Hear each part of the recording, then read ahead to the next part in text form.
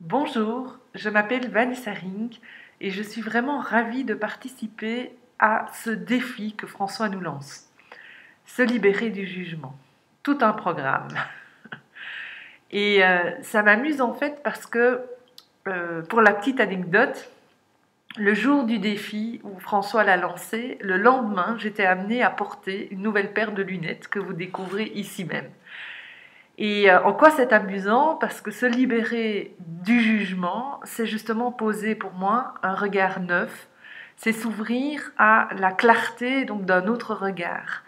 Et à cette fin, j'avais envie d'apporter en fait peut-être trois réflexions.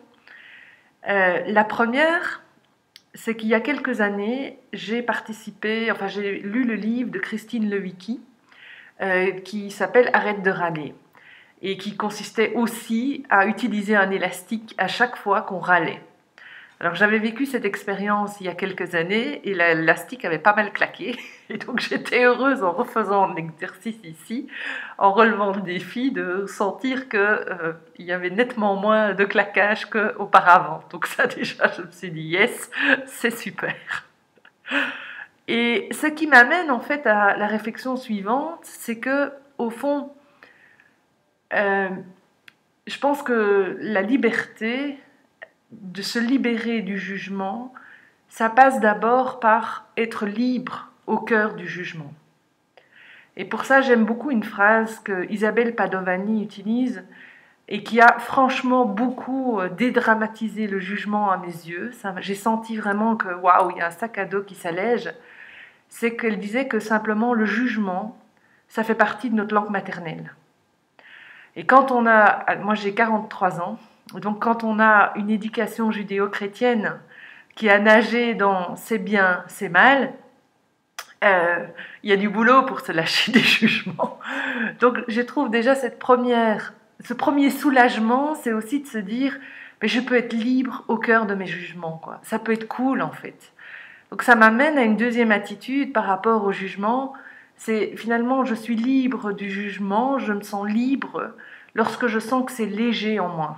Lorsque je ressens à l'intérieur que, ok, il y a une partie de moi qui juge et c'est ok aussi, quoi. Comme disait François, it's ok. Et c'est très vrai, on ne peut pas se changer en une fois, mais le fait déjà d'observer et d'être cool avec soi et d'être doux avec soi-même, ça change énormément le poids que le jugement peut avoir. La troisième réflexion, c'était de me dire au fond euh, que la conséquence souvent que le jugement entraîne, le compagnon en fait voisin qui n'est pas très loin, c'est effectivement l'autocritique et la fermeture d'esprit. Et moi, dans mon expérience, ce que je peux dire, c'est que souvent, lorsque j'ai été amenée à juger, soit de juger l'autre ou me juger, c'est qu'au fond de moi, il y avait quelque chose qui était dans le brouillard ou qui n'était pas clair, ou que je me sentais menacée par la présence de l'autre. Alors dans les zones d'ombre, c'est vrai que c'est proche de la jalousie, parce qu'on se sent menacé par quelque chose, et dont on ne réalise pas nécessairement qu'on le vit en soi, et que c'est plus facile de porter un regard extérieur que de se retourner les yeux vers soi-même et de voir clair à ce niveau-là. Donc là, c'est vraiment par rapport à l'expérience que, et cette semaine, je l'ai revécu parce que j'ai été amenée dans les synchronicités à retourner dans des milieux qui étaient fort influencés par c'est bien, c'est mal. Et ce que j'avais envie peut-être d'apporter, c'est que le jugement, souvent, on l'associe à c'est mal. Mais il y a aussi le c'est positif. Tu es jolie aujourd'hui, tu es super avec tes lunettes. Je blague quand je dis ça, mais ça peut être aussi des compliments positifs, mais ça reste aussi du jugement. Et souvent, on a tendance à l'associer à uniquement c'est ce qui est négatif.